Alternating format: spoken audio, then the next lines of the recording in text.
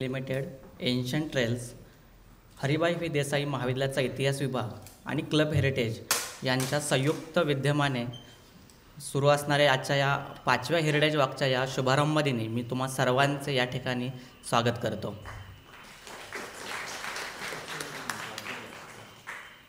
मागील 4 वर्ष आपला हा सतत उपक्रम सुरू आहे. त्याही पूर्वी होता, पण मध्ये काही कोरोनाच्या काळामध्ये त्याला खंड पडला आणि आता हा परत त्यानंतरचे सलग 4 वर्ष तो झाला आणि आज हा 5वा वर्ष सुरू होतं आहे.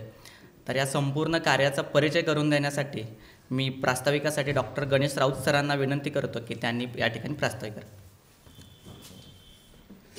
अगदी 5च मिनिटात मी माझं प्रास्ताविक संपवतो, कारण आपण सगळे बलकवडे सरांचं ऐकण्यासाठी इथे जमा झालेलो आहोत याची मला पूर्ण कल्पना आहे. हे आमच्या महाविद्यालयाने जो हेरिटेज वॉक सुरू केला 2012 पासून, तर सलग असे जे 52 आठवडे कार्यक्रम चालवले त्याचं हे आता 5वं वर्ष सुरू आहे. हे केवळ देसाई महाविद्यालयाच्या प्राचार्यांनी माझ्यावरती जो विश्वास दाखवला त्याच्यामुळे हे झालेलं आहे. आमचे प्राचार्य आता डॉक्टर राजेंद्र गुरव सर इथं उपस्थित आहेत. तर त्यांनी पुढाकार घेतला म्हणून आमच्या कॉलेजमध्ये हेरिटेज सेंटर उभं राहिलं आणि ते स्वतः खरं म्हणजे कॉमर्सचे प्राध्यापक आहेत, सायन्सचे. इतिहासामध्ये सगळ्यात जास्त चांगलं योगदान ज्या ज्या इतिहासकारांचं आहे ते सगळे इतिहासकार महत्त्वाचे नॉन हिस्ट्रीचे विद्यार्थी होते. त्यामुळे इतिहासामध्ये त्यांचं सगळ्यात चांगलं कॉन्ट्रीब्युशन असण्याची गोष्ट म्हणजे ते नॉन हिस्ट्रीचे प्राचार्य आहेत, सायन्सचे आहेत. त्यामुळे ते अनेकदा तर्कशुद्ध विचार करत असतात आणि मला इतिहासातले खूप मोजके प्रश्न विचारत असतात. त्यामुळे त्यांना उत्तर देताना मला खूपदा अभ्यास करावा लागतो. तर आज हा जो सगळा कार्यक्रम इथं होतो आहे याचं सगळ्यात महत्त्वाचं कारण म्हणजे महाराष्ट्र टाइम्स या दैनिकाने याच्यामध्ये घेतलेला पुढाकार. एखाद्या वर्तमानपत्रानं भारतामध्ये अशा प्रकारे हेरिटेज वॉक सुरू करण्यामध्ये पुढाकार घेणं आणि तो सलग चालवणं, असं संपूर्ण भारतातलं महाराष्ट्र टाइम्स हे एकमेव उदाहरण आहे ज्याचा समावेश आम्ही आमच्या अभ्यासक्रमामध्ये सुद्धा केलेला आहे. यावेळेला लोकमान्य मल्टीपर्पजचे किरण ठाकूर सर आणि सुशील जाधव सर या दोघांनी विश्वास दाखवला. मग त्यांच्या सौजन्याने ह्या सगळा कार्यक्रम जो होतो आहे. आणि आजच्या कार्यक्रमाला आवर्जून मी मयुरेश पवार यांना बोलवलेलं आहे. सर तुम्ही 1 मिनिट उभे राहता का फक्त. हे जे मयुरेश पवार आहेत हे विन ग्रो नावाची जी कंपनी बसल्या तरी या कंपनीचे मालक आहेत. 40 कोटींची उलाढाल आहे, नवीन स्टार्टअप आहे. अमेरिकेसकट अनेक देशांनी त्यांचा सत्कार केलेला आहे आणि आता जवळजवळ 500 ठिकाणी केंद्र उघडून तरुणांसाठी रोजगाराचं ते एक महत्त्वाचं काम करत आहेत. तेही VIT मधून शिकलेले आहेत, इंजिनियर आहेत. या निमित्तानं असे सगळे लोक इतिहासामध्ये येतात आणि हा हेरिटेज वॉकचा जो वारसा आहे तो इथे कार्यक्रम सुरू करायचं सगळ्यात महत्त्वाचं कारण म्हणजे पुण्यामध्ये 5 महत्त्वाची ठिकाणं अशी आहेत की जिथे आपला हेरिटेज वॉकचा कार्यक्रम दरवर्षी आम्ही कंपल्सरी घेत असतो. छत्रपती शिवाजी महाराजांचं जे स्मारक शिल्प आहे, जे आशिया खंडातलं पहिलं एकसंध स्मारक आहे ते म्हणजे SSPMS पासलं. महात्मा फुलेंचा वाडा आहे, डॉक्टर बाबासाहेब आंबेडकरांचं म्युझियम आहे आणि भारत इतिहास संशोधक मंडळ आहे. कारण इतिहासाची जी पुण्यातली गंगोत्री आहे ती जर सुरू व्हायचं पहिलं काम कुठं झालं असेल तर ते इथं झालं. आणि सगळ्यात महत्त्वाचं, मंडळ जेव्हा सुरू झालं होतं तेव्हा 2च माणसं उपस्थित होती. एक म्हणजे इतिहासाचार्य राजवाडे आणि दुसरे सरदार मेहेंदळे. त्यांनी पेपर वाचला, दोघांनी चर्चा केली. सर्व मोठी कामं एका छोट्या गोष्टीतून सुरू होतात. मुळात कल्पना एका माणसाच्या डोक्यामध्ये यावी लागते. ती एका माणसाच्या डोक्यात आलेली कल्पना ती सार्वजनिक होते, त्याला सार्वजनिक रूप मिळतं. नदीचं मूळ शोधायला गेलं तर ते कदाचित करंगळी एवढ्या धारेचं असतं. हळूहळू तो प्रवाह सगळा वाढत जातो. इतिहासाचा प्राध्यापक म्हणून आपल्या विषयाला काहीतरी योगदान असलं पाहिजे असा जेव्हा मी अनेकदा विचार करायचो तेव्हा ही कल्पना सुचली आणि त्याच्यातून हा सगळा विस्तार झाला. पुण्यातल्या अनेक नामवंतांनी सहकार्य केलं. बलकवडे सरांना केव्हाही फोन केला की ते कायम यासाठी तयार असतात. तर या निमित्तानं तुम्ही सगळे इथं आलात आणि आवर्जून यावर्षीपासून जो प्रयोग केलेला आहे तर SP कॉलेजचे विद्यार्थी इथं हजर आहेत. त्याचं एक सगळ्यात महत्त्वाचं कारण म्हणजे त्यांचे जे सर आहेत तांबे सर, ते हाडाचे शिक्षक आहेत. सर तुम्ही 1 मिनिट उभे राहता का जरा. या सरांनी आवर्जून त्यांना आणलेलं आहे. तांबे सर हे हाडाचे शिक्षक आहेत आणि मी हाडं शिल्लक असलेला शिक्षक आहे, असा आम्हा दोघांमध्ये फरक आहे.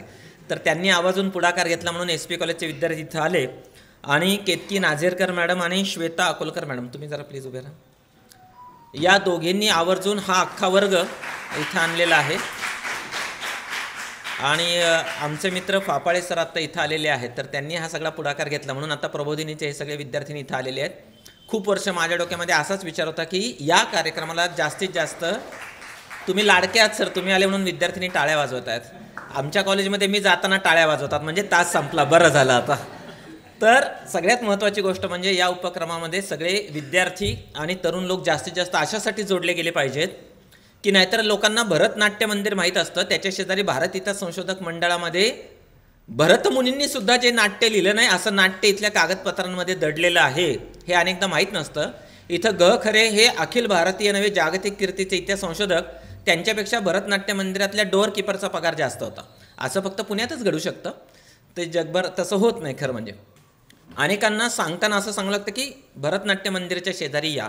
खरं उलटं व्हायला पाहिजे. भारत इतिहास संशोधक मंडळाच्या शेजारी भरतनाट्य मंदिर आहे. तिथं लोकांना 3 तासाच्या नाटकामध्ये रस असतो. इथे हे जिवंत नाटक सगळं पिढ्यानपिढ्यांचं कागदपत्रांमध्ये दडलेलं आहे. मग इथे कधीतरी गणेश कुटवाळांसारखे लोक येतात, तासन तास ते इथं मेहनत करतात आणि मग त्यांना तरुण इतिहासकार म्हणून पुरस्कार मिळतो. गणेश जर उभं राहणार का? यांना मंडळाचा तरुण इतिहासकार हा पुरस्कार जाहीर झालेला आहे आणि ते देसाई महाविद्यालयाचे विद्यार्थी आहेत.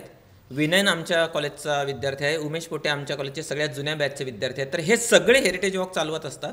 मग यांना सूत्रसंचालक किंवा प्रास्ताविक करायला कोणी कमी पडलं तर ते मला बोलवत राहतात. त्यामुळे हेरिटेज वॉकमध्ये माझा हा असा सहभाग असतो. हे खरं हे सगळं काम हे सगळे लोक चालवत आहेत. तुम्ही सगळे आज इथं आलात आणि 5व्या वर्षाची सुरुवात खूप चांगली झाली. ह्या 7वीच्या ज्या सगळ्या विद्यार्थिनी आहेत त्या आता पुढे आपल्या सगळ्यांपेक्षा जास्त वर्ष जगणार आहेत आणि त्या त्यांच्या नंतरच्या पिढ्यांना सांगतील, आम्ही भारत इतिहास संशोधक मंडळामध्ये कधीतरी पहिल्यांदा हेरिटेज वॉकमुळे आलो होतो आणि या रस्त्यावरून जाताना हम ना रहेंगे तुम ना रहोगे फिर भी रहेगी निशानिया, आपल्या पुढच्या पिढ्या ज्या असणार आहेत त्यांना हे आठवणीत म्हणून इतिहास स्मृतींमधून जपला जातो. मग आमच्यासारखे लोक ते लिहित राहतात, कारण वेडे लोक इतिहास घडवतात आणि शहाणे लोक MA MPhil PhD झालेले इतिहास लिहित राहतात. मी त्या लोकांपैकी एक आहे.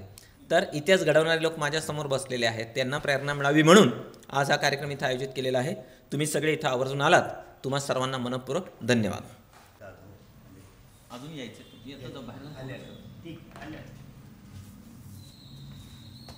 फोन करू नाही ठीक आहे, नंतर ते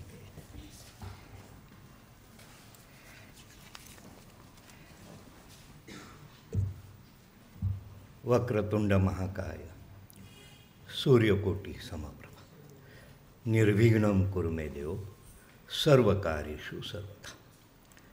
आयादिशक्ती तुळजा भवानी छत्रपती शिवराय. हे लोकमान्य मल्टीपर्पज देसाई कॉलेज आणि महाराष्ट्र टाइम्स या 3 संस्थांच्या माध्यमातून पुण्याचं सांस्कृतिक वैभव पुणेकरांना दाखवण्याचं कार्य गेली अनेक वर्ष चालू आहे आणि त्याच उपक्रमाअंतर्गत आज भारत इतिहास संशोधक मंडळ या संस्थेचा हा हेरिटेज वॉक आहे. या आजच्या कार्यक्रमाचे एक प्रमुख पाहुणे देसाई कॉलेजचे प्राचार्य डॉक्टर राजेंद्रजी गुरव, लोकमान्य मल्टीपर्पज या संस्थेचे विभागीय व्यवस्थापक सुशीलजी जाधव, महाराष्ट्र टाइम्स, त्याचबरोबर मयुरेश पवार, SP कॉलेजचे तांबेसाहेब, प्रबोधनीचे इथं प्राध्यापक मंडळी आहेत. अशा सगळ्यांनी या हेरिटेज वॉकसाठी आपल्या सगळ्यांना आग्रहाने आमंत्रित केलं आहे आणि आपण सगळेजण ह्या वास्तूमध्ये भारत इतिहास संशोधक मंडळाचा सचिव म्हणून मी आपल्या सगळ्यांचं प्रथम स्वागत करतो. आत्ताच गणेश राऊत साहेबांनी आपल्या प्रास्ताविकामध्ये या संस्थेविषयी प्राथमिक माहिती दिलेली आहे. त्यांनी सांगितलं की इतिहासाचार्य राजवाडे यांनी 7 जुलै 1910 या दिवशी या संस्थेची स्थापना केली. त्यावेळेस त्यांच्यासमोर खंडेराव मेहेंदळे हे उपस्थित होते आणि 2 व्यक्तींनी एकत्र येऊन एका महान संस्थेची स्थापना केली. आपल्याला कल्पना आहे, ज्यावेळेस छत्रपती शिवाजी महाराज त्यावेळेस ते 14-15 वर्षाचे होते आणि ह्या मुलाने आपल्याबरोबर एक 10-20 सहकारी सवंगडी घेतले आणि असं म्हटलं जातं की ते रायरेश्वरावर गेले शंभू महादेवाच्या दर्शनाला आणि इतक्या सहजतेने सांगितलं त्यांनी की मी हिंदवी स्वराज्याची स्थापना करेन. शेकडो वर्षाच्या गुलामीतून या राष्ट्राला, या समाजाला, या संस्कृतीला मुक्त करेन. एक 10-15 वर्षाची मुलं एकत्र येतात आणि असा एखादा संकल्प सोडतात की जी गोष्ट अनेक शतकांमध्ये शक्य झाली नव्हती. जो देश,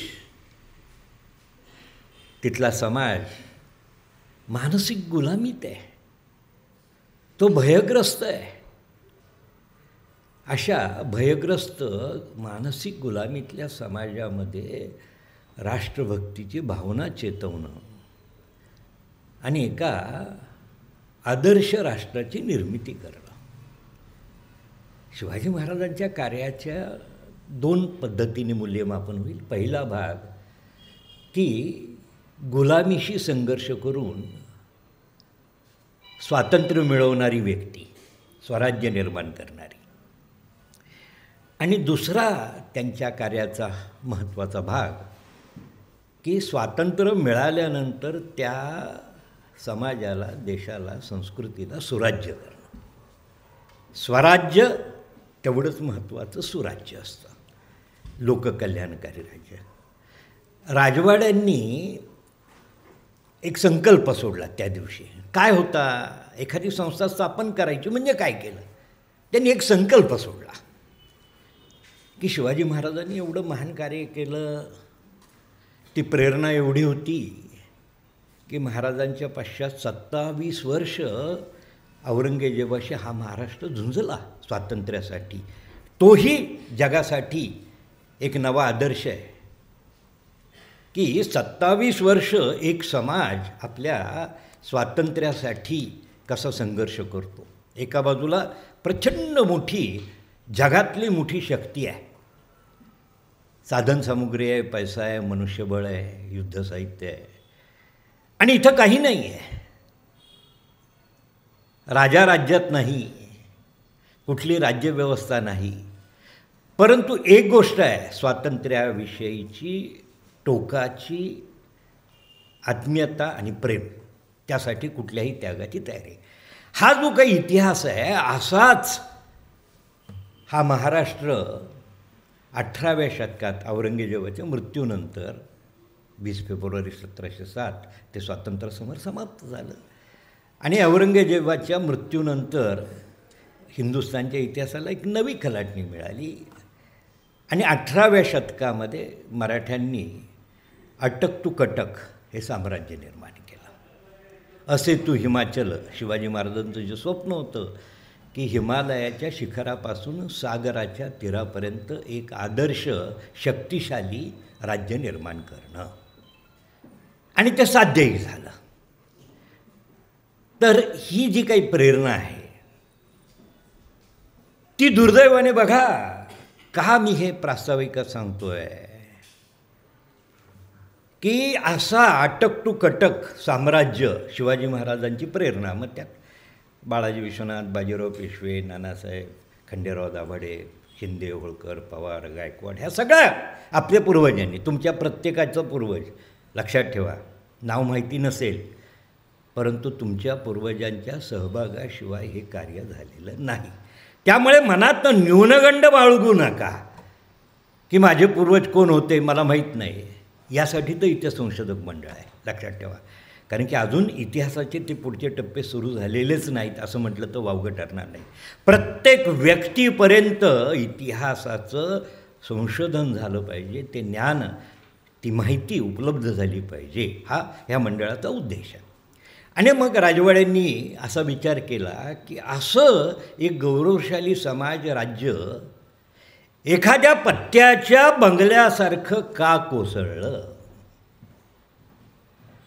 1795 मध्ये मराठ्यांनी निजामाचा दारुण पराभव केला. आणि 1818मध्ये पुण्याच्या शनिवार वाड्यावर युनियन जॅक फरकतो. तर आपल्याला इतिहास काय शिकवतो? इतिहासातून धडे घ्यायचे, इतिहासातून प्रेरणा घ्यायची. आणि इतिहासातून धडे कशाचे घ्यायचे? इतिहास म्हणजे काय? तर त्याची अगदी सोपी सुलभ व्याख्या, काल काय घडलं भूतकाळात हे आपण समजून घेणं. तर जिथे एवढा उन्नत समाज निर्माण झाला होता, तो समाज अधोगतीला का गेला, कसा गेला हेही समजून घ्यायचं असतं. माझे पूर्वजांनी चांगलं कार्य काय केलं हे समजून त्यापासून पुढच्या पिढीने प्रेरणा घ्यायची आणि माझेच पूर्वज कुठे चुकले, त्याचा परिणाम काय झाला, यालाच इतिहास म्हणतात. आणि मग बघा, तुम्हाला 1795 नंतर त्या साधारण 25-30 वर्षाचं जर तुम्ही समाज जीवन बघितलं, राजकीय जीवन बघितलं, तर इतक्या तळागाळाला गेलेलं आहे की जातीय संघर्ष, प्रांतिक संघर्ष, वर्ग संघर्ष, गरीब आणि श्रीमंतांमधली दरी वाढते आहे. अक्षरशः स्वतःच्या व्यक्तिगत स्वार्थासाठी राष्ट्रद्रोहाच्या कुठल्याही टोकापर्यंत जाणारा समाज आपल्याला तिथं पाहायला मिळतो. शिवाजी महाराजांनी 18 पगड जातीचा समाज एकत्र करून हे कार्य यशस्वी केलं. आणि आपण तिचं शेवटचं पर्व बघितलं तर तिथं हे सगळं दुभंगलेलं आहे. आणि मग मराठे म्हणजे भारतामध्ये फक्त मराठ्यांनीच इंग्रजांशी शेवटचा संघर्ष केला हे जरी खरं असलं तरी शेवटी तो जो लढा होता तो एका 2 अशा भिन्न विचाराशी होता. एका बाजूला जगातल्या पाश्चात्य सत्ता आहेत, सगळ्यात विज्ञानात प्रगत आहेत, आणि एका बाजूला असा दुभंगलेला समाज आहे. आणि त्यामुळे अगदी म्हणजे रानडे म्हणतात न्यायमूर्ती की पाण्याच्या प्रवाहामध्ये 2 भांडी पुराच्या वाहत आहेत, एक धातूचं आहे आणि एक मातीचं आहे. ते एकमेकावर आपटले जात आहेत, शेवटी मातीचं भांडं फुटणार आहे, अशी अवस्था आहे. आणि म्हणून मग राजवाडे म्हणतात की मला पुन्हा तो गौरवशाली इतिहासाचं स्मरण करून द्यायचं आहे आणि पुन्हा एकदा भारताला इंग्रजांच्या जगातल्या बलाढ्य सत्तेविरुद्ध स्वातंत्र्याचं प्रेरणा निर्माण करून या देशाला कसं स्वातंत्र्य मिळेल, स्वातंत्र्याबरोबर एक आदर्श समाज मला कसा निर्माण करता येईल, याच ध्येयाने इतिहासाचार्य राजवाड्यांनी या मंडळाची स्थापना केली. आणि मग हे कसं होणार? तर इतिहास हे शास्त्र आहे हो. मला काय वाटतं, सकाळी उठायचं, मोबाईलवर एक मेसेज वाचायचा आणि त्या मेसेजवर 25 ओळी प्रदीर्घ लिखाण करायचं. हा आत्ताचा आपला इतिहासाचा भाग आहे. मला काय वाटतं, ह्याला काही महत्त्व नाही. म्हणून राजवाडे स्वतः सांगतात की कितीही मोठ्या पदावरच्या व्यक्तीने केलेल्या विधानाची ताकद त्याने सादर केलेल्या पुराव्यावर आहे. लक्षात ठेवा, पुराव्याशिवाय तुमच्या विधानाला काही महत्त्व नाही, आधाराशिवाय नाही. आणि मग आम्हाला जर असं समाजाने हे सगळं कार्य उभं करायचं असेल तर मला तो गौरवशाली इतिहास सप्रमाण पुराव्याच्या आधारे उभा केला पाहिजे. आणि त्यातून हे कार्याला सुरुवात झाली आणि गेले 115 वर्ष अखंड कार्य चालू आहे. आता या मंडळामध्ये काय आहे, तुम्हाला एक सगळ्यात महत्त्वाची की गेले 115 वर्ष ज्या महानुभावांनी हे कार्य केलं त्यांच्या इथं स्मृती जपलेल्या आहे. ह्याच त्या आमच्या महानुभाव आहेत की त्यांचं जे समर्पित जीवन आहे त्याचं नुसतं स्मरण केलं ना तरी आपल्याला हे कार्य कसं घडलं. खऱ्यांसारखा मनुष्य आत्ता ओळख करून दिली की भरतनाट्य मंदिराच्या डोअरकीपरला जो पगार होता तो या इतिहासाचार्याला होता. किती पगार होता? 101 रुपये. त्यांच्या हाताखाली असणारे बाबासाहेब पुरंदरे कारकून म्हणून, सहाय्यक म्हणून, संशोधक, त्यांना पगार तेवढाच होता. मग एकदा बाबासाहेब म्हटले लग्न झाले, मुलं झाली, काय करायचं, पोट भरत नाही. ते म्हटले ठीक आहे, तुला 125 रुपये. लक्षात ठेवा, गुरुला 101 आणि विद्यार्थ्याला 125 रुपये. कारण की ते सत्य होतं. पायात चप्पल नाही, राहायला घर नाही. इथंच 4 खोल्या होत्या, कोणीतरी बघितल्या असतील. एकेका खोलीत 5-5, 6-6 संशोधक राहत होते आणि निम्म्या संशोधकांनी लग्नच केलं नाही. आपल्या आयुष्याचं ध्येय हा इतिहास जगासमोर आणावा. म्हणजे कोणत्या पार्श्वभूमीतून ही संस्था उभी राहिली हे आपण समजून घेत आहे. आता या संस्थेत काय तुम्हाला सांगतो, ज्यांना माधुकरी मागत होते, एखाद्या वेळेस माधुकरी नाही मिळाली की झोपायचं. कित्येक वेळा खरे 2 केळं खाऊन झोपलेले आहेत. अशा मंडळींनी इथं जमवलेलं साहित्य बघितलं ना की त्याची वर्तमान काळातली व्हॅल्यू अब्जावधी रुपये आहे.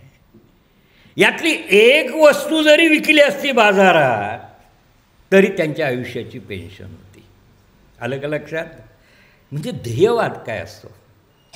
आता बघा, मी एकच सांगतो, इथं तारीखे हुसेनशाही नावाचा ग्रंथ आहे, तुम्हाला बघायला मिळेल म्युझियममध्ये, गणेशजी दाखवतील की 5 शायांनी मिळून विजयनगर साम्राज्यावर आक्रमण केलं, विजयनगर साम्राज्याचा पराभव, विनाश केला. त्या कृष्ण रामदेवरायाचं मुंडकं गटाराला लावलं. ती विकृती आहे. आणि तो जो विजयाचा इतिहास आहे त्याला म्हणतात तारीखे हुसेनशाही. 5 शायांचा विजयाचा इतिहास जगातला एकमेव ग्रंथ आहे की ज्याची आजची व्हॅल्यू फक्त 5 कोटी रुपये. किती? आता असा ग्रंथ जपून ठेवला हो जीवापाड, पोटाला अन्न नाही खाल्लं. इथं जर तुम्ही गेलात ना आता तर इथं मंडळाचे बघा 12 विभाग आहेत वेगवेगळे, ते ह्याच्यात दाखवले. ते हे प्रातिनिधिक आहे, म्युझियम तुम्हाला बघायला मिळेल. पण आपण आणखी एक मोठं विस्तार म्युझियमचा करतो आणि मंडळाचे जे विभाग आहेत तर मोडी कागदपत्र, फारसी कागदपत्र,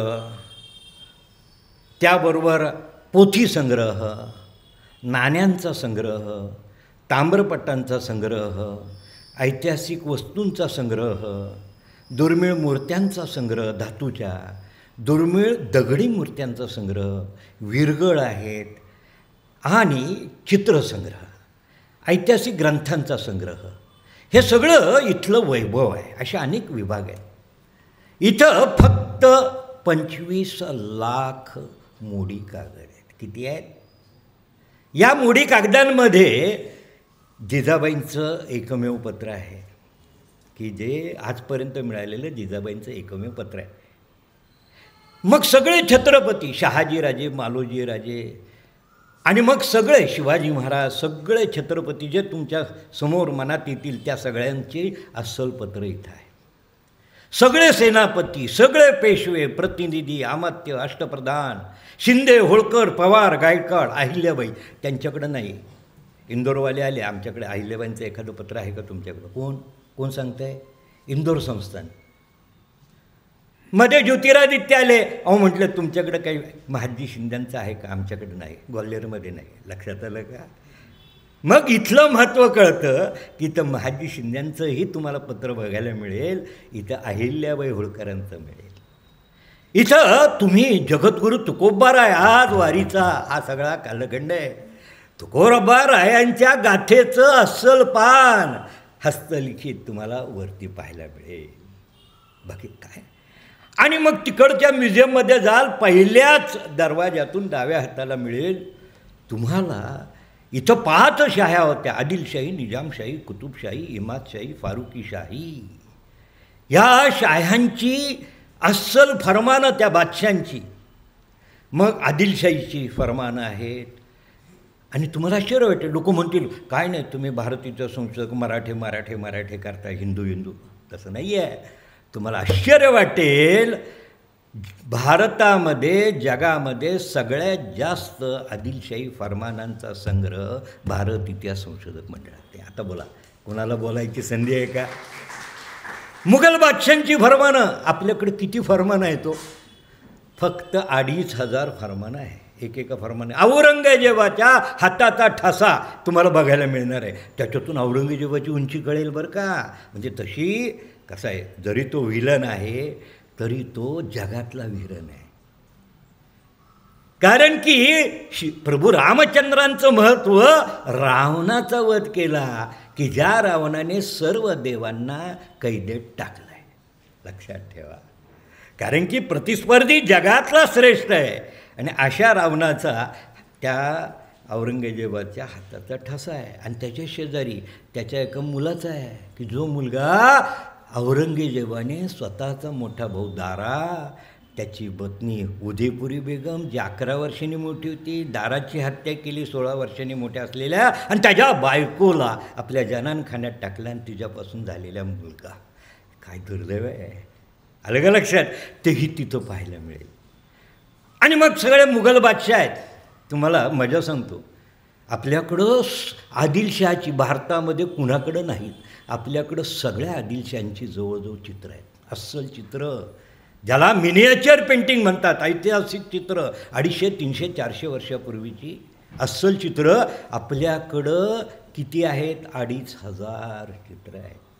बाजीरावांचं जगप्रसिद्ध घोड्यावरचं चित्र इथंच आहे. सगळे पेशवे आहेत. आणि औरंगजेब आपला विलन, आपला शत्रू, त्याची 2 चित्र आपल्याकडे आहे. आणि तुम्हाला मजा सांगतो, सगळे मुघल बादशांची चित्र आहेत. म्हणजे आपण जो बाबर हिंदुस्थानवर चालून आला, त्याचा बाप फरगाण्याचा सुलतान, त्याचं चित्र आपल्याकडे कुठं नाही आहे. म्हणजे आपण कुठपर्यंत पोचलो आहे? त्यांच्या पूर्वजांना शोधून काढलं आपण. बाबराचा बाप फरगाण्याचा सुलतान, त्याचं अस्सल चित्र आपल्याकडे आहे. सगळे मुघल बादशांची जवळजवळ चित्र आपल्याकडे आहे. मुघल बादशाह, आदिलशाह आणि आमचे मराठी राज्यकर्ते. तुम्हाला मल्हारराव होळकरांचं पाहिजे, महादजी शिंदेंची 4 चित्र आहेत आपल्याकडं. नानासाहेब पेशवे, माधवराव पेशवे, दुसरे बाजीराव, रघुनाथराव, ही सगळी ह्यांची चित्र आपल्याकडे आहेत. नाणी, अहो तुम्हाला सांगतो, एकेका नाण्याची किंमत लाखांच्या भाषेत, अशी उंजळ व सोन्याची नाणी आहेत आपल्याकडे. बँकेमध्ये ठेवायला लागतात, कारण की त्याची काळजी घ्यावी. दुर्मिळातली दुर्मिळ नाणी आहेत तिथं. म्हणजे नाण्यांचा शोध, ज्याला पंचमार्क म्हणतात, म्हणजे मौर्यांच्या काळापासून मातीच्या नाण्यांपासून ते मराठशाहीतल्या स्वातंत्र्यानंतर, म्हणजे इंग्रजांच्या काळात संस्थानं होती मराठी, त्या संस्थानांची बी नाणी आहेत आपल्याकडे, मराठी संस्थानं, आणि इतरही भारतीय नाणी आहेत. शस्त्र आहेत. वरती गेलात तर तुम्ही बघाल सोन्या चांदीचं काम केलेली शस्त्र आहेत. आत्ता महाराष्ट्र सरकारने नागपूरकर भोसल्यांचं एक तलवार युरोपमध्ये होती, तिचा लिलाव झाला म्हणून 40 लाखाला घेतले. आमचा लिलाव केलं तर काय होईल? देशाला फार मोठा महाराष्ट्राची अर्थव्यवस्था आम्हाला द्यावी लागेल त्यांना. अशी संपत्ती आपल्यासमोर आहे. आणि हे तुमची आहे, माझी नाही. पांडुरंग बलकवडे कोणी नाही. हा इथला भुजंग आहे की जो याच्या रक्षणासाठी देवाने नेमलेला आहे. बस तेवढंच कार्य आपलं. आता बघा इथं मूर्ती आहेत. इथं वरती बघाल तुम्हाला इथं की सिंहासन 32 तो वेताळ आणि कोण, विक्रमादित्य आणि वेताळ कथा, त्या ग्रंथ इथं. आणि त्या ग्रंथामध्ये एवढंच काय 6 बाय म्हणजे 5 बाय 6 असेल मापाचं, आणि त्यात 100 चित्र आहेत. आणि ती चित्र, एक चित्र तुम्ही बघाल ना तर तुम्हाला हे काढलं कसं? एका केसानी काढायची का चित्र? एवढी बारीक डोळे कसे काढले असतील मिनिएचर पेंटिंग? म्हणजे बघायचं झालं तर तुम्हाला पॉवरफुल हे लागतं, भिंग लागतं. त्या चित्रकाराने काढलं कसं? वर्ल्ड हेरिटेजमध्ये जाईल बरं का. पण आम्ही काळजी घेतो की तिकडे गेल्यानंतर आम्हीच अडचणीत येतो.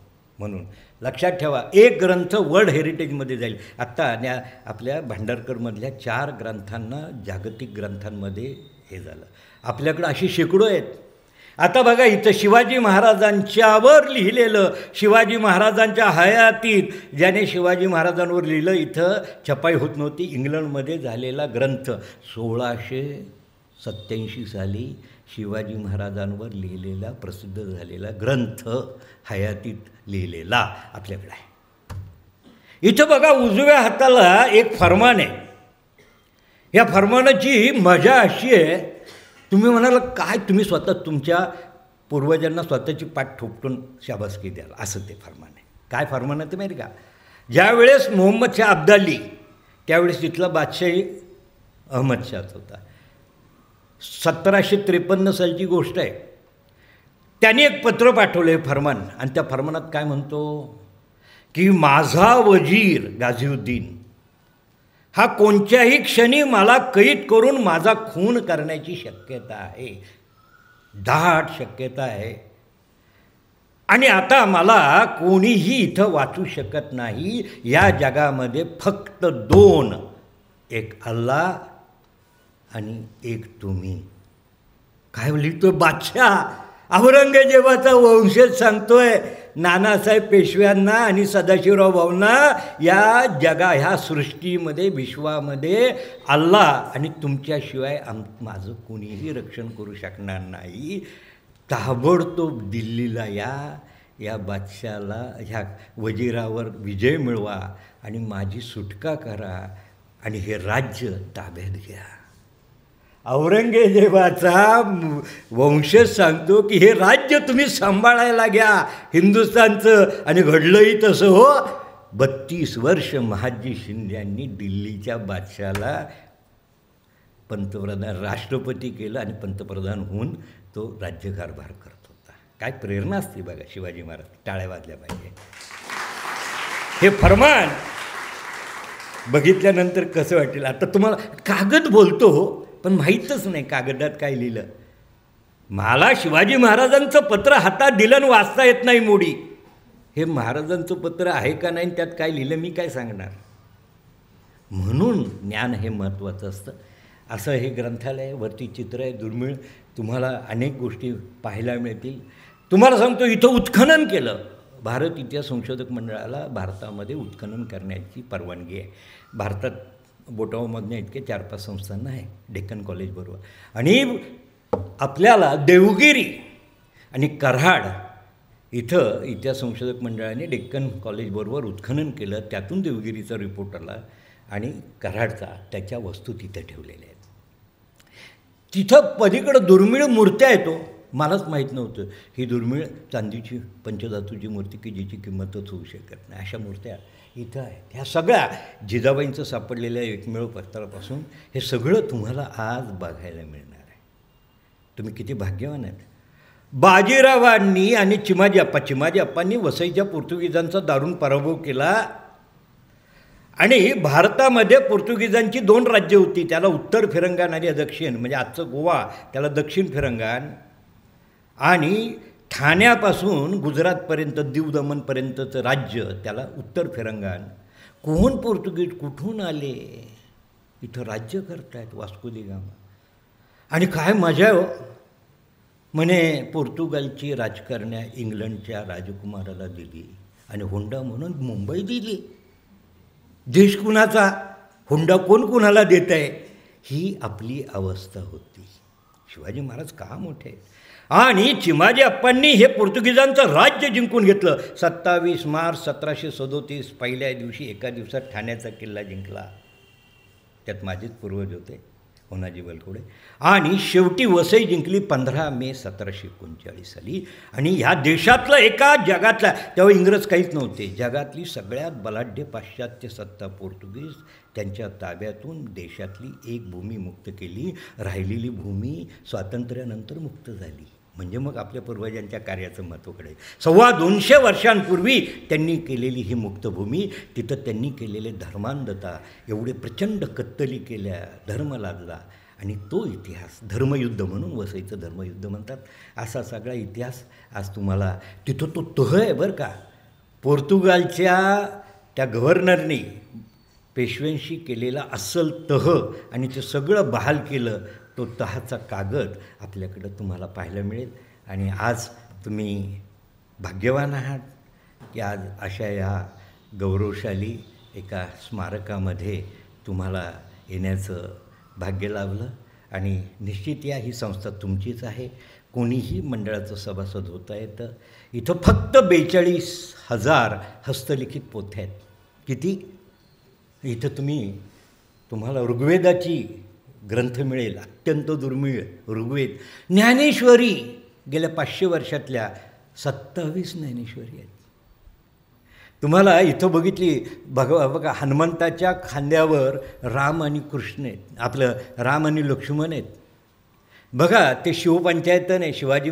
आपला विष्णू म्हणजे शिव, पार्वती, गणपती. अहो काय इथली धार्मिक चित्र आहेत. ही सगळी 250-300 वर्षांपूर्वी आपल्या पूर्वजांनी काढलेली. अयोध्येत जेव्हा राम मंदिराचं झालं, मी 250 चित्र आपली धार्मिक त्याचं प्रदर्शन भरवलं होतं. जवळजवळ 25,000 लोकांनी त्या 3 दिवसात बघितलं. पोथ्यांमधलं की जे अजूनही लोकांना माहिती नव्हती ही चित्र. असा हा सगळा संग्रह आज तुम्ही पाहताय आणि तुम्हाला शुभेच्छा देतो. खरं तर मलाच दाखवायचं होतं, परंतु थोडासा गुडघा कामातून गेलेला आहे. मी तुमच्याबरोबर चालू शकत नाही. आणि इथं नारायणेश्वर पुण्येश्वर आहे, लक्षात ठेवा. ह्याच पुण्यामध्ये 1,500 वर्षांपूर्वी नारायणेश्वर आणि पुण्येश्वर ही 2 मंदिरं होती. ज्या मंदिरांचं वैभव नामदेवांच्या गाथेत आहे. कारण की त्याचं वर्णन असं आहे की ज्यावेळेस ज्ञानेश्वर माऊलींनी आळंदीमध्ये संजीवन समाधी घेतली, सर्व संत मंडळी इथं जमली आणि त्यावेळेचं शेवटचं कीर्तन ते नामदेव महाराजांनी केलं. आणि त्या नामदेव महाराजांनी त्या अलंकापुरीचं वर्णन करताना लिहिलं की आळंदीच्या उत्तरेला खेटकग्राम, तुमचंच खेड गावातील सिद्धेश्वराचं मंदिर, आळंदीच्या पश्चिमेला चक्रतीर्थ चाकण 84मधलं, आळंदीच्या पूर्वेला मरकळमधलं केशवराजाचं मंदिर आहे आणि आळंदीच्या दक्षिणेला पुण्यग्रामातील नारायणेश्वर पुण्येश्वर आहे. नामदेवांनी वर्णन केले गाथेमध्ये. पण ती मंदिरं नष्ट झाली. अल्लाउद्दीन खिलजी आला, त्याने आक्रमण केलं इथं पुण्यावर आणि त्या मंदिरांचा विध्वंस झाला. 2 त्या महान सुफी संत म्हटलं जातं शेख निजामुद्दीन, ज्याच्या नावाने रेल्वे स्टेशन आहे, त्याचे 700 शिष्य इस्लाम धर्माच्या प्रसारात तर दक्षिणेत आले आणि त्यातला एक शेख सलाहउद्दीन जंजानी आणि शेख इसामुद्दीन ह्या दोघांनी इथं आल्यानंतर पहिला जो मुस्लिम शासक होता पुण्याचा, त्याचं नाव बडया अरब किंवा बरा अरब, त्याला प्रेरणा देऊन ह्या दोन्ही मंदिरांचा विध्वंस केला, मशिदींची स्थापना झाली आणि त्यांच्या मृत्यूनंतर त्यांचे दर्गे झाले. त्या नारायणेश्वर पुण्येश्वर मंदिराचे अवशेष तुम्हाला गणेशजी आपल्याला दाखवतील, आपल्या पूर्वजांचा. लक्षात ठेवा, हा इतिहास समजून घ्यावा लागतो की संस्कृती का नष्ट झाली. तुम्ही दुबळे झाले, तो रामदेवराव यादव त्याला कळलं नाही की आपल्या 1,500 दिल्लीवरून निघालेली माणसं 15,000 येत आहेत काय, आणि एका ज्याला म्हणतात सम्राट होता लिहिलं त्या ह्यांनी जिंकून घेतलं फितुरीने. आणि फक्त यादव नाही ना पराभूत झाले, हा देश दक्षिण भारत पराभूत झाला आणि मग 500 वर्षाची गुलामी यातून शिवबांनी मुक्तता केली. कारण की राजा दुबळा राहिला आणि राजा गाफील राहिला तर त्याचे परिणाम राष्ट्राला, समाजाला भोगावे लागतात. लक्षात ठेवा. आणि म्हणून राष्ट्राचा नायक असतो ना, जो नेता असतो, तो प्रचंड कणखर असावा लागतो. त्याच्यावर राष्ट्राची जबाबदारी असते, जी शिवाजी महाराजांनी. आणि म्हणून तो इतिहास बघतो. ते नारायणेश्वर पुण्येश्वर पाहायला मिळतील तुम्हाला इथं, त्याचे अवशेष पाहायला मिळतील. आणि आता खूप बोललो. आणि इथं ताम्रपट आहे, राष्ट्रकूट राजा कृष्ण, की ज्याने या पुण्यामधला पहिला, पुण्याचा सगळ्यात जुना उल्लेख आपल्याला मिळतो पुरावा, राष्ट्रकूट राजा पहिला कृष्ण, की ज्यांनी वेरूळचं कैलास लेणं निर्माण केलं. इसवी सन 758 या दिवशी हा राष्ट्रकूट राजा कृष्ण पुण्यामध्ये सूर्यग्रहणाच्या निमित्ताने आला होता आणि इथं त्याने कौमुदी भट्ट नावाच्या एका ब्राह्मणाला बोपखेळू नावाचं गाव, बोपखेल हे दान दिलं. त्याचा ताम्रपट आहे आणि त्या ताम्रपटामध्ये पुण्याचा पहिला उल्लेख मिळाला. इसवी सन 758 त्याचं नाव होतं पुण्यक विषयक. विषयक म्हणजे प्रांत, म्हणजे 1400 वर्षांपूर्वी पुणे हे राष्ट्रकूटांच्या काळात प्रांताचं मुख्य केंद्र होतं. म्हणजे विषयक, पुण्यक नाव होतं, पुण्यक विषयक. दुसरा ताम्रपट ह्याच राष्ट्रकूट राजाचा दुसरा ताम्रपट इसवी सन 768, त्याला म्हणतात कोरेगाव ताम्रपट, कुमारी ग्राम. आणि 933 अपराजित, शिलाहार राजा अपराजित, त्याला खेटक ताम्रपट म्हणतात. हे तिन्ही ताम्रपट किंवा ह्याच्याशी संबंधित ताम्रपट 45 ताम्रपट मंडळात आहे, ज्याच्यातून आपल्याला प्राचीन पुण्याचा आणि याच राष्ट्रकूट राजाच्या काळामध्ये पाताळेश्वरची लेणी खोदली गेली आणि त्याच नंदी मंडपावरून राष्ट्रकूट राजा कृष्णाला वेरूळच्या कैलास लेणं निर्मितीची कल्पना सुचली. एका विशाल पहाडाला मंदिराचा आकार दिला गेला. आधी कळसाची निर्मिती झाली आणि शेवटी पाया. जगाच्या वास्तुशास्त्राच्या सिद्धांतामधला हा सगळ्यातला चमत्कार आहे. कुठलीही वास्तू निर्माण करत असताना तुम्हाला पायाची निर्मिती होती, शेवटी शिखर. आणि असा चमत्कार घडणारा हा इतिहास आज तुम्हाला दर्शन घ्यायचं आहे. तुम्हाला शुभेच्छा देतो आणि मी इथेच थांबतो. जय हिंद, जय महाराष्ट्र.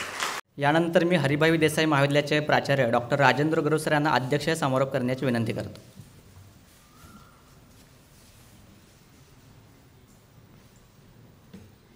नमस्कार. सर्व इतिहासप्रेमी पुणेकर आणि भारतीय इतिहास मंडळाचे श्री पांडुरंगजी बलकवडे, हरिभाई वी देसाई महाविद्यालयाच्या इतिहास विभागाचे प्रमुख आणि ह्या कार्यक्रमाचे समन्वयक, माझ्या हेरिटेज विभागाचे डायरेक्टर प्राध्यापक गणेश राऊत आणि त्यांच्या या सगळ्या टीममुळे आजचा हा कार्यक्रम शक्य झालेला आहे. कुठलीही गोष्ट निरंतर चालू राहणे, त्याचं महत्त्व त्याच्यामुळे अधोरेखित होत जातं. जसं आता ही संस्था आपण पाहतो 115 वर्ष या संस्थेला झाली. काय गौरवशाली परंपरा. आमचं दी पुना गुजराती केळवणी मंडळ 113 वर्ष झाली, आता 100च्या उंबरठ्यावर आहे.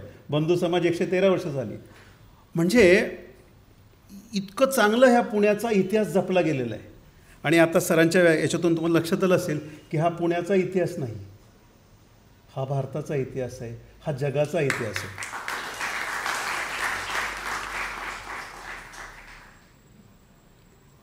आणि हे सगळं कार्य पुढे नेत असताना हेरिटेज वॉकचं महत्त्व अधोरेखित करण्यासारखं आहे. सर म्हटले 4 वर्षापासून आमच्याकडे हा कार्यक्रम चालू आहे, पण मला वाटतं 91-92 साली जेव्हा सर इतिहास विभागात आमच्या हरिभाई वी महाविद्यालयात आले असतील तेव्हापासून त्यांच्या डोक्यात ही कल्पना होती. आणि मला सांगायला आनंद होतो की आज इथे SP कॉलेजचे लोक आलेले आहेत. तांबे सर हे माझे तसे विद्यार्थी आहेत सर, विचार केला तर.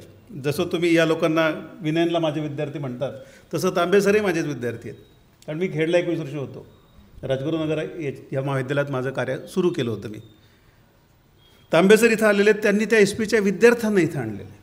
मला असं म्हणायचं आहे की या विद्यार्थी मित्रांनी हरिभाई वी देसाई महाविद्यालयात यावं, तिथला इतिहास विभाग पाहावा, आमचं हेरिटेजचं ऑफिस पाहावं.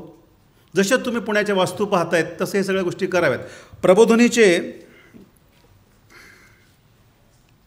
Ketaki madam, Shweta madam, Phapale sir इथं आलेले आहेत, त्यांच्या विद्यार्थिनी इथं आलेले आहेत. आणि मला वाटतं अनेक संस्था, शिक्षण संस्थेची मुलं इथं येणार आहेत. पलकवडे साहेब, हे आपलं कार्य आहे की तुम्ही जे इथपर्यंत आणलं त्याचं बेटन कोणाकडे देणार आहोत आपण, तर येणाऱ्या तरुण पिढीकडे देणार आहोत. आमचे गणेश सर इथं तरुण इतिहास संशोधक आपण म्हणतो. पोटे माझे विद्यार्थी इथं आहेत. या काल टिळकच्या माझी विद्यार्थिनी इथं आली होती. ह्या कार्याला आम्हाला अनेकांनी सहकार्य केले सर, मागे अनेकांनी केले. पण ह्या वर्षी जेव्हा आपण हे पंचवार्षिक 5 वर्ष सुरू करतो आहोत, मी आभार मानतो लोकमान्य मल्टीपर्पज कोऑपरेटिव्ह क्रेडिट सोसायटीचं. कारण जर ठाकूर सरांनी, जाधव साहेबांनी आपल्याला मदत केली नसती तर हा कार्यक्रम अडखळला असता. आणि महाराष्ट्र टाइम्सचं विशेष कौतुक केलं पाहिजे. जसं हेरिटेज क्लबचं कौतुक आपण करतो, एशियन ट्रेलचं कौतुक करतो, तसं महाराष्ट्र टाईम्सचं पण कौतुक केलं पाहिजे की तुम्ही जे लोक इथे 500 जमतात, या 500 लोकांचा इतिहास, 500 लोकांनी केलेलं कार्य 5 लाख पुणेकरापर्यंत पाठवण्याचं काम आम्हाला वाटतं महाराष्ट्र टाईम्स करतं. आणि हे कार्य असंच चालू राहायचं असेल तर मी माझ्या या विद्यार्थ्यांना विनंती करेल की साहेब जसं म्हणले की इथे फारसीमधले फर्मानं लिहिलेली आहेत, म्हणजे तुम्हाला फारसी लिपी वाचता आली पाहिजे, तुम्हाला मोडी लिपी वाचता आली पाहिजे, तुम्हाला गुरुवाणी वाचता आली पाहिजे. आणि हे वाचण्याचं शिकण्याच्यासाठी आता राष्ट्रीय शिक्षण नीतीमध्ये या गोष्टी आलेल्या आहेत. म्हणून मी सरांना म्हटलं की आपण एक असा करार करूयात की तुमच्याकडे सगळा खजिना आहे, पण त्या खजिन्याचा वापर आपण भविष्यामध्ये कसं करणार आहोत आणि कशी प्रेरणा देणार आहोत. इतिहासापासून प्रेरणा घ्यायची म्हणजे माझ्या आजोबाला कोणीतरी मारलं होतं मग मी आज दगड घेऊन त्याला मारायला जाईल, तो वेडेपणा आपल्याला करायचा नाही. माझ्या आजोबाला मारलं असेल, कोणी दांगाफितुरी केली, काय केली असेल, तशी दांगाफितुरी त्याच्याच वंशजांनी माझ्याशी करू नये. एवढं मला त्याला प्रेमाने वागवता आलं पाहिजे, मला प्रेमाने वागता आलं पाहिजे. आणि मग आपल्याला म्हणता आलं पाहिजे का खरा तो एकची धर्म जगाला प्रेम अर्पावे, तर तुम्ही आम्ही शिल्लक राहतो. आपण म्हणलंच सर की अकबराचं साम्राज्य त्याच्यानंतर खूप काळ टिकलं, कारण त्याच्या मनात कुठेतरी ही संवेदना होती. त्याला माहिती होतं की यांच्यामुळं मी इथं आलो आहे, तो त्याच्या आजूबाजूच्या लोकांना प्रेमाने वाढवू शकला असेल, म्हणून त्याला ती साथ मिळाली आणि त्याच्यानंतर चाललं. आणि नंतर ज्याला आपण विलन म्हणतो तो औरंगजेबही मोठा असेल, मला माहीत नाही, त्याचे मुलं, त्याचे पौत्र, त्याचे नातवंड त्याच्याबद्दल वेगळ्या टाईपचा इतिहास सांगू शकतील आणि तो त्यांचा अधिकार आहे. जसं आपण आपल्याबद्दल बोलतो, जसं सर तुम्ही म्हणालात की रामाबद्दल आपण जेव्हा म्हणतो, मी तर असं मानतो की रामायण जर एखाद्या स्त्रीने लिहिलं असतं तर ते आणखीन वेगळ्या दृष्टिकोनातून लिहिलं गेलं असतं, आणि अशा अनेक लोकांनी लिहिलेलं आहे. तर तो त्याचा पाहण्याचा दृष्टिकोन असतो. तर डोळसपणे हा इतिहास पाहण्याचं, शिकण्याचं आणि त्याच्यापासून एक चांगलं राष्ट्र निर्माण करण्याचं काम जर कोणी करू शकत असेल तर ते तुम्ही भावी विद्यार्थी करू शकणार आहात, पुढचे अभ्यासक करू शकणार आहात. आणि ते अभ्यासक घडवण्याचं पवित्र कार्य गणेश राऊत करतात, म्हणून मी त्यांच्या पाठीशी खंबीरपणे उभा राहतो. मी या कार्यक्रमाला परत एकदा शुभेच्छा देतो. माझ्याकडून कोणाचं नाव घेऊन राहून गेलं असेल तर त्या सर्वांचं परत एकदा मी आभार मानतो. आणि हे कार्य आपण सगळे मिळून करत राहूयात. हे आपण सर निमित्त आहोत, जसं तुम्ही म्हणाला आपण फक्त निमित्त आहोत, फक्त आपलं बेटर आपण पुढे देऊ शकलो, यशस्वीपणे देऊ शकलो तर हे कार्य सफल झाल्याचं म्हणता येईल. या कार्यक्रमाला पुन्हा एकदा तुडुंब अशा शुभेच्छा देतो आणि माझं लांबलेलं भाषण थांबवतो. जय हिंद, जय महाराष्ट्र.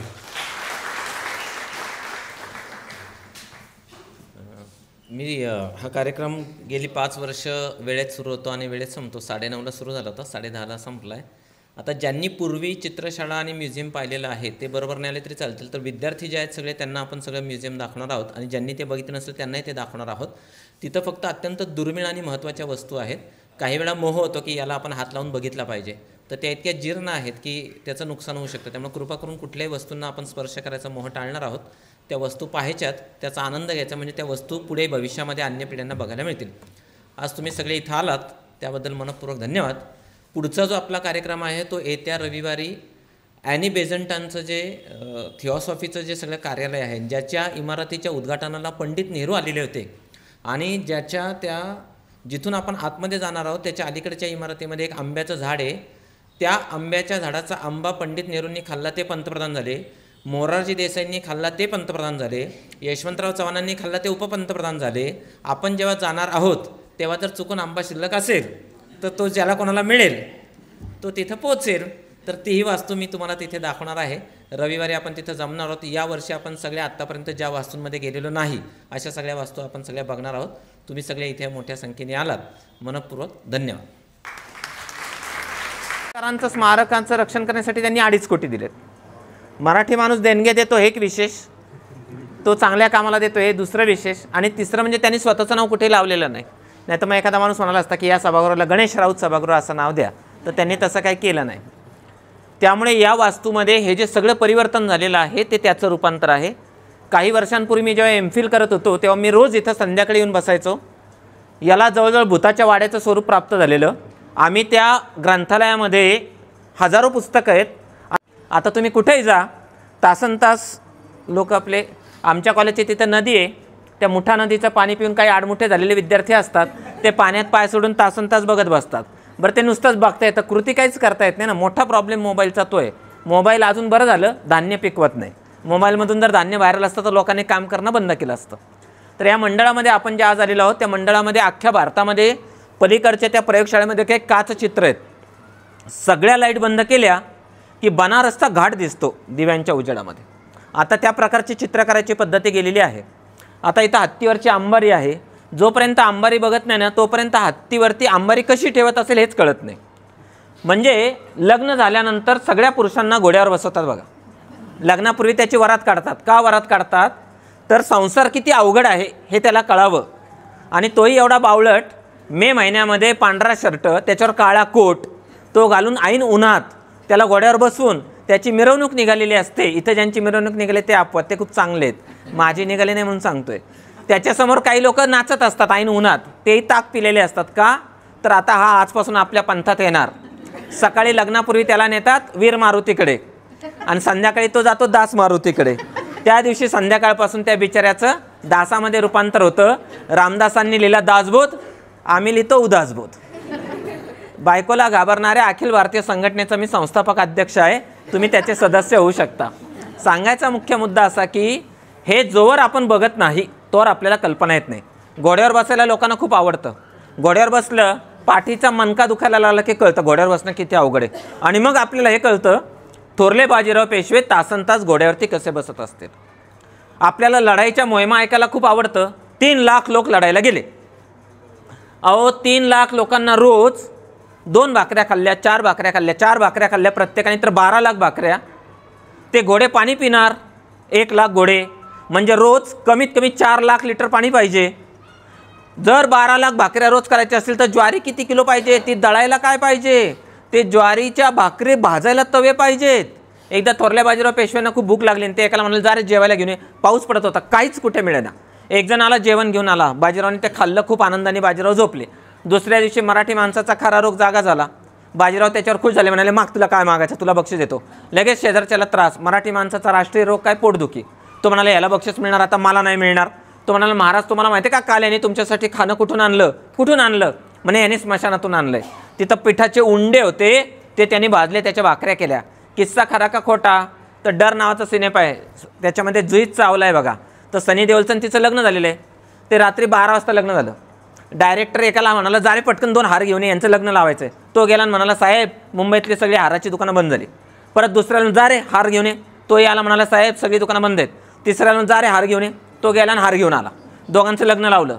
दुसऱ्याशी सगळे डायरेक्टर झोपेतून उठले, म्हणाले दोघांना हार मिळाले नाही, ह्याला कसे मिळाले? काय रे हार कुठे मिळाले? गेलो स्मशानभूमीमध्ये, 2 हार होते तिथं, आणले उचलून, लावलं लग्न. म्हणजे हा किस्सा खरा आहे का नाही हे आपल्याला उलट इतिहासावरून कळतं. सांगायचा मुख्य मुद्दा असा की इतिहास आपल्याला तपासून बघावा लागतो. ही जी सगळी इथं कागदपत्र आहेत, काही ठिकाणी तुम्हाला चंदनामध्ये हात उमटवलेला दिसेल. आता पूर्वी बादशाचं जर फरमान आलं तर पायात चपला वगैरे काही घालायचं नाही. 1-2 काही किलोमीटर अंतर तसंच अनवाणी पायाने जायचं. बादशाही फरमानाचा स्वीकार करायचा, त्याचा अपमान होता कामा नये, एवढी काळजी घ्यावी लागायची. म्हणून पूर्वी म्हणायचे राजाची चाकरी म्हणजे सुळावरची पोळी, राजाची मर्जी बिघडली की आपलं काय खरं नाही. माझ्या लहानपणी पुण्यामध्ये आर्यन आणि मिनर्वा नावाच्या अप्रतिम टॉकीज होत्या दगडी. ज्या आर्यन टॉकीजमध्ये शेवटचा दादा कोंडकेंचा सिनेमा लागला होता गनिमी कावा, 35 पैसे तिकीट होतं मॉर्निंगचं. 7 दिवस आईकडून रोज 5-5 पैसे जमून तो सिनेमा बघितलेला होता. आता मी जेव्हा माझ्या मुलांना सांगतो ते म्हणतात अहो बाबा तुम्ही लय मागासलेल्या जमान्यातले, आता आमच्या वेळे 500 रुपये तिकीट आहे आणि ते काहीतरी खायला मिळतं ना, काहीतरी ते पुण्यामध्ये असतं. ते लोकांचं सिनेमात कमी लक्ष असतं आणि खाण्यामध्ये जास्त लक्ष असतं. माझ्या वेळेला उलटं असायचं. 35 पैशातला तो सिनेमा ज्या थिएटरमध्ये पाहिला त्याची प्रतिकृती इथे पुण्यामध्ये इतकी सुंदर इमारत नव्हती, पूर्ण दगडी शैलीतली. आपली पुणे महानगरपालिका एवढी भारी, त्यांनी ठराव केला, ती इमारत पाडली, तिथे पार्किंग उभारलेलं आहे. हीच इमारत इंग्लंडमध्ये असते, अमेरिकेत असते, तर त्या लोकांनी आपल्याकडून हजारो रुपये तिकीट घेतलं असतं आणि आपण ती इमारत बघायला गेलो असतो. इथे चांदीच्या पितळेच्या वेगवेगळ्या धातूंच्या वस्तू आहेत, वेगवेगळे हत्यारं सगळी आहेत. ब्रिटिशांनी 1818 नंतर शस्त्रास्त्र नियंत्रणाचा कायदा आणला आणि आपल्या घरात असणाऱ्या तलवारींच्या विळ्या झाल्या. आपण त्याच्यावर कोथिंबीर चिरतोय, मिरच्या चिरतोय, ती जी हत्यारं आहेत सगळी ती आपल्याला इथं बघायला मिळते. लोकांनी आपली हत्यारं विहिरींमध्ये टाकली होती. अनेकदा विहिरीत गेल्यानंतर हत्यारं सापडतात, त्याचं कारण ते आहे. तर ह्या सगळ्या वस्तू गोळा करण्यासाठी एकेकाळी पुण्यातल्या इतिहासकारांनी आयुष्य वेचलं. गावोगावी ते फिरले, स्वतःच्या जेवणाची आबाळ झाली. राजवाडे जेव्हा कागदपत्र आणायला जायचे तेव्हा आश्चर्य वाटेल, लोक बंबामध्ये आंघोळीचं गरम पाणी करण्यासाठी कागदपत्र वापरतात. इतकी दुर्दैवी परिस्थिती. इथं वरसई नावाचं गाव आहे, त्या गावी कधीतरी जा, त्याच्या बरोबर समोर विनोबा भावेंचा जन्म झालेला गागोदे गाव आहे. त्या वरसई गावामध्ये जे पहिले गोडसे भटजी 1857ला गेले आणि त्यांनी माझा प्रवास या पुस्तकामध्ये झाशीच्या राणीबद्दल खरं खुरं चक्षुर्वय सत्यम स्वतःच्या डोळ्यांनी बघितलेलं वर्णन लिहून ठेवलं. म्हणजे ही पुस्तकं, ह्या आठवणी, हे सगळे इतिहासाचे कप्पे असतात. म्हणून तुम्ही ह्या सगळी बारकाईनं पहा. पूर्वी आपल्या इतिहासाच्या पुस्तकांमध्ये वक्राकार तलवारी असायच्या बघा. आता ते चुकीचं होतं. वक्राकार तलवार कशी असेल, ती म्यानातच जाणार नाही. लढायला मी गेलो तो बाहेर तर काढली पाहिजे, तिथंच अडकून मी बसलो असा काढत समोरून शत्रू येईल. म्हणून आपल्याकडे आपल्या चित्रांमध्ये चित्रकारांनी तलवारी तशा का काढल्या, त्यांनी तशा बघितल्या म्हणून नाही का. म्हणजे आपल्याला चित्रांमधून सुद्धा इतिहास कळतो, तो सगळा समजून घ्यावा लागतो. अशी चित्र इथे आहेत. झाशीच्या राणीचं दांडपट्टा घेतलेलं एक चित्र आहे बघा, ते तुम्ही आवर्जून पहा. अशी सगळी चित्र, कागदपत्र, वर्तमानपत्रातल्या बातम्या अशा सगळ्या लावलेल्या आहेत. तुम्ही आता सगळ्यांनी हळूहळू सगळं बघून या. 10 मिनिटांनी परत आपण इथं भेटू. म्हणजे तुम्ही मला शंका विचारा, मी तुमच्यावर का फिरत नाही आहे. प्रत्येक ठिकाणी एवढी गर्दी झाली तर त्या केबिन आणि मग ते मला परत इथं प्रवेश द्यायचे नाहीत. 91 सालापासून मी इथं येतो आहे. आता इतकी वर्ष झाली. या वास्तूसारखी वास्तू नाही. इथं अभ्यासाला हजारो पुस्तकं आहेत. तासनतास तुम्ही इथं बसू शकता. खूप कमी पैशांमध्ये या सगळ्या सोयी आहेत. तर याचा तुम्ही जरूर लाभ घ्या. आणि या वास्तूमध्ये नवीन इतिहास संशोधक झाले पाहिजे म्हणून तुम्हाला एवढ्या लवकर इथं बोलवलेलं आहे. आज प्रेरणा घेऊन एक जरी इतिहासकार या सगळ्यातून तयार झाला, माझ्यासमोर 2 इतिहासकार आहेतच गर्दीमध्ये उभे, तर ते भावी इतिहासकारच आहेत. गणेश खुटवड काय, वरुण परब काय, विनयन काय, हे सगळे इतिहासाचे चांगले विद्यार्थी आहेत. तुमची पण नावं त्याच्यामध्ये येतील. मला नेमकी तुमची नावं सांगितली नाहीत, नाही तर मी सांगितलं असतं. आणि माझं आडनाव खूप महत्त्वाचं आहे. अख्ख्या महाराष्ट्रातल्या सर्व राजकारण्यांना माझं आडनाव माहिती आहे. ते कधी ना कधी कुठं ना कुठं माझं आडनाव घेतच राहतात. माझं आडनाव घेतल्याशिवाय महाराष्ट्राचं राजकारण पुढं जात नाही. कारण वा राष्ट्राचे राऊत, पूर्वी मराठ्यांच्या काळामध्ये राऊतांचे पथकं पुढं पाठवायचे, ते जिंकले तर मागचं सैन्य पुढं जायचं, ते पळून आले तर तेही परत जायचं.